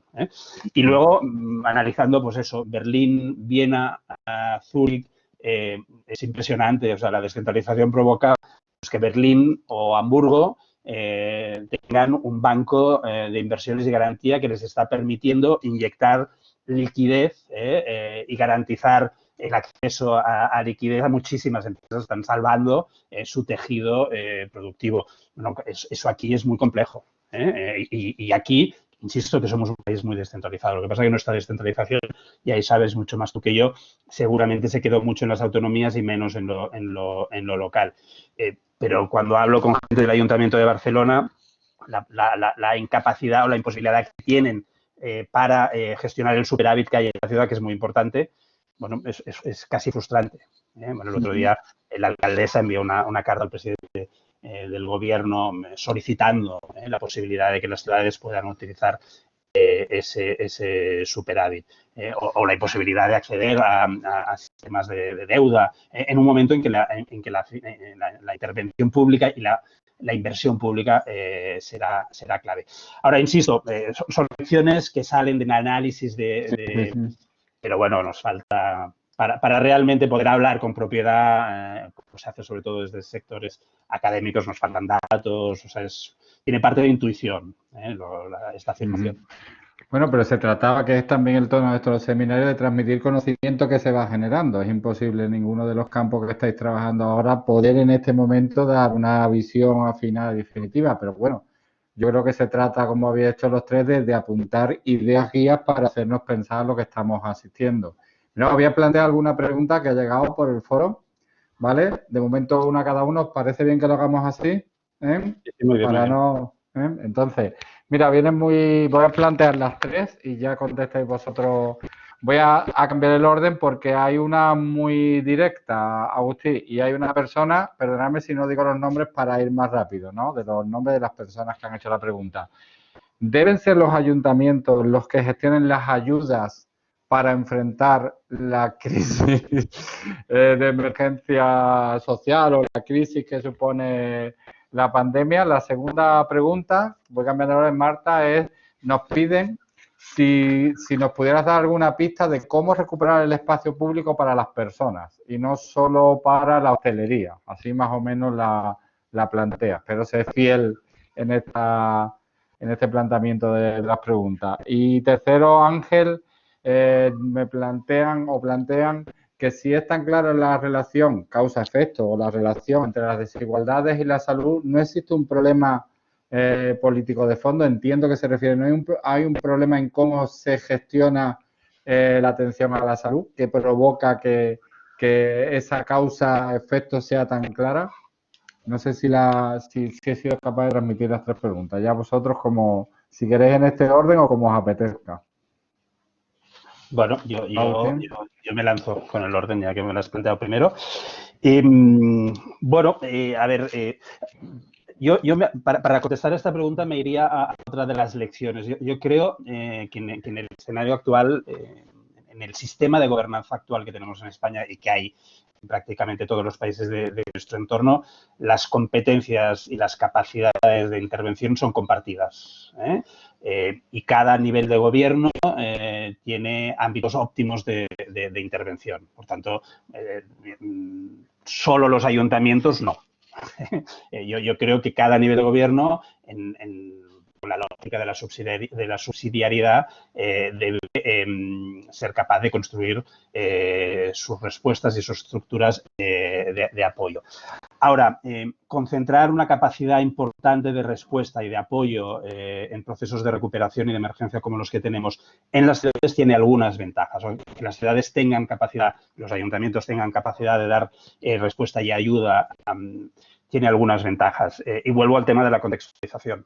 Me parece que es fundamental. El gobierno local, el gobierno de la ciudad, tiene un conocimiento de la realidad de lo que pasa en la ciudad, tiene un contacto con los operadores de la ciudad que lo sitúa en un escenario privilegiado para prestar apoyos a través de política pública, insisto, más eficientes. Pero esto, insisto, se vincula con la capacidad que tenga el gobierno. Una gran empresa situada en un término municipal con un ayuntamiento muy pequeñito, pues seguramente no tendrá sentido que sea el ayuntamiento muy pequeñito el que le dé apoyo, el que articule con ella, y tendrá más sentido que lo haga la región o el propio Estado, no lo sé. Por tanto, yo creo que la articulación de los diferentes niveles de gobierno, la subsidiariedad es clave. Ahora, como apunta la subsidiariedad, cuanto más acerquemos la gestión de lo público a la ciudadanía, mejor, y ahí los ayuntamientos son los mejores, los que están mejor posicionados. Muchas gracias, Agustín. Marta. Sí, pues la pregunta de cómo incentivar el espacio público en el fondo para personas y no para privatización. Yo creo que también por las formas de arraigar a la población en el espacio, es lo primero, o sea, tener barrios estables, tener barrios donde la vivienda no sea muy móvil, donde la gente no tenga que salir de la población, sino que sean viviendas, población estable, eso por un lado. Y luego la regularización de lo privado, o sea, no que la ciudad esté gobernada por la lógica mercantilista de que es un espacio, es para el mercado, para lo privado. Las terrazas, por ejemplo, que sería la privatización de los espacios públicos, que una plaza que tengamos que esté al final llena de terrazas, y no sea para las personas. Entonces creo que es una de las consecuencias de la maquinaria del turismo, de la gentrificación, de la estudentificación, que hace que, y sobre todo gravita sobre el centro de las ciudades. Las terrazas están sobre todo, y los espacios privados están sobre todo en el centro de las ciudades.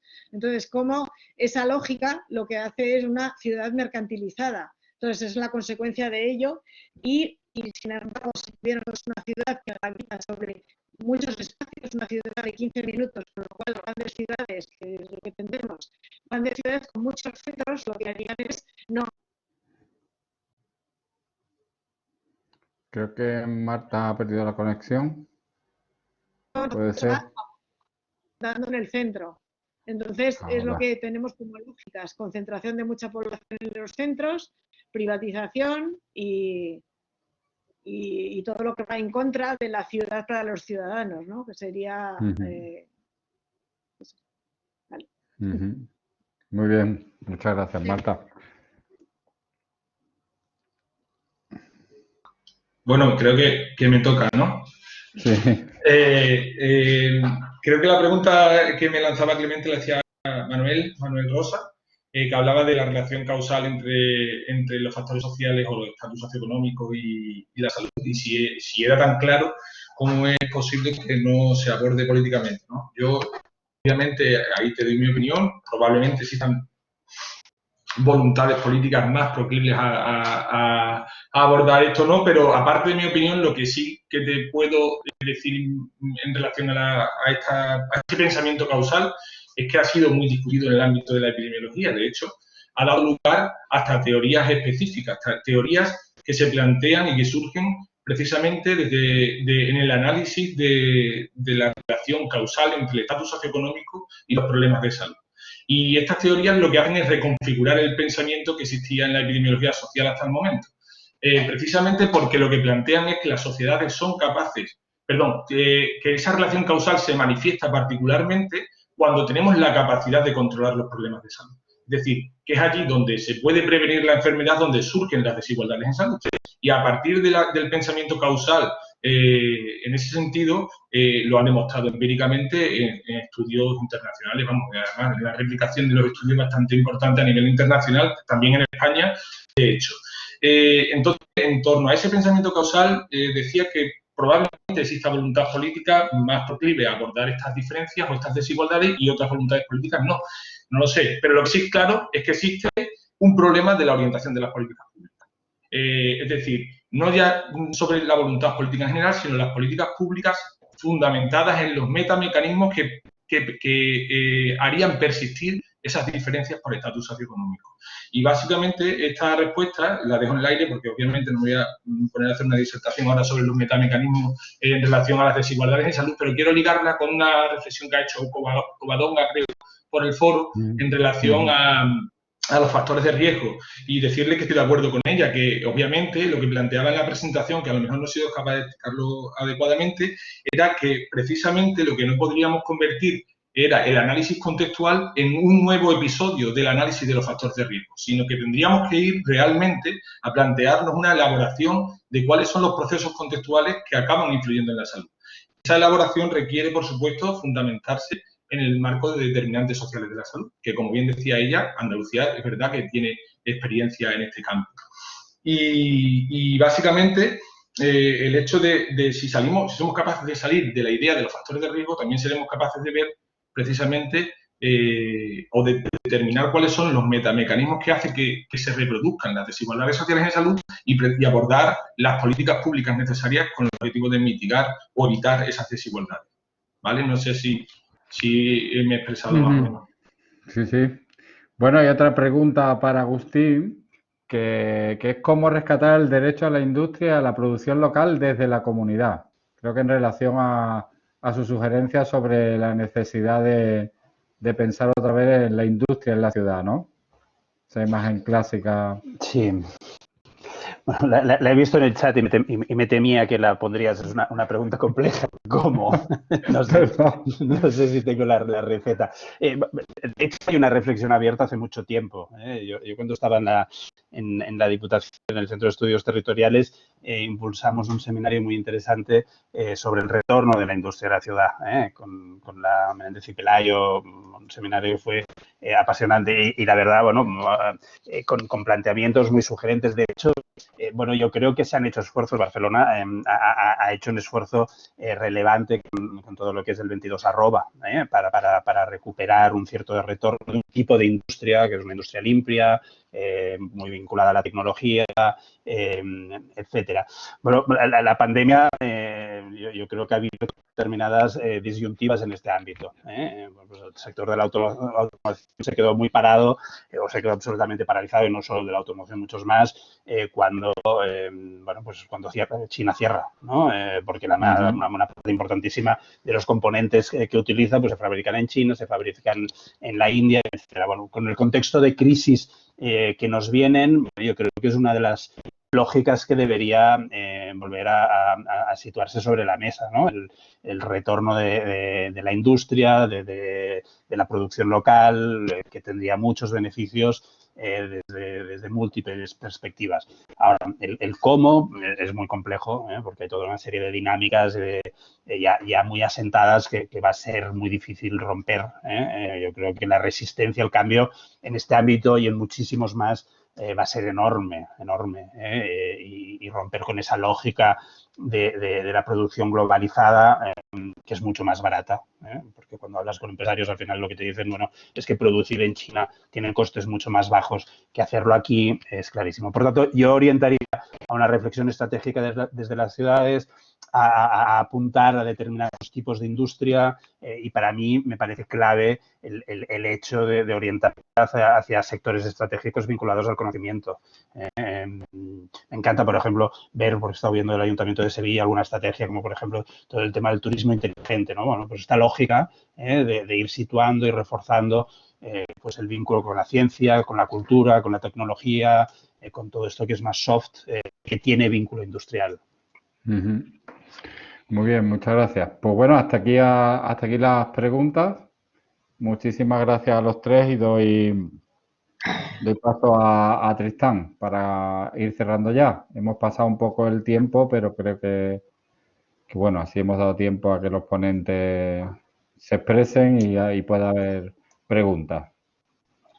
Pues de verdad, muchísimas gracias. Comentaba al inicio, antes de empezar este webinar con Clemente, que me resultaba muy interesante. Sin duda ha colmado las expectativas que teníamos creadas sobre el mismo. Muchísimas gracias a Ángel, a Marta y a Agustí por sus ponencias. Creo que nos han ayudado mucho a aclarar ciertos conceptos, sobre todo, y a poner el punto de mira en cuestiones también muy importantes que quizás con esta vorágine, con esta crisis tanto social, económica y sobre todo sanitaria que se nos ha presentado por delante, pues nos ha ayudado a vislumbrarlas con mucha más claridad y sin duda en la medida que hemos desarrollado un análisis a atajarlas y a poder afrontarlas con más garantías. Muchísimas gracias sobre todo a Clemente por organizar esta fantástica sesión. Sin duda tenemos que hacer muchas más colaboraciones en el ámbito de la colaboración entre la Fundación y la Cátedra Jean Monnet. Y bueno, y espero que todos podamos vernos presencialmente y saludarnos una vez que hayamos superado juntos esta situación tan difícil que nos ha tocado vivir como sociedad. Un saludo muy fuerte a todos y que tengan todos ustedes muy buenas tardes. Adiós.